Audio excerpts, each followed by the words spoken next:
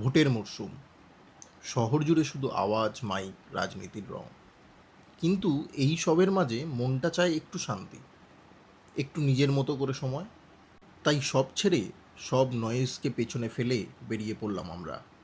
Destination Mandarmani. থেকে বেরিয়ে নিজেদের মতন করে সময় কাটানো আর রিল্যাক্স করার জন্য কাছাকাছি গন্তব্যের মধ্যে মন্দারমণি হচ্ছে একটা বেস্ট অপশন। আর যদি হয় এই রকম একটা রিসর্ট, এখানে আছে একটা ঝাউবন, তাও নিজেদের প্রপার্টির মধ্যে, আর একটা এত বড় আর ক্লিয়ার সুইমিং পুল।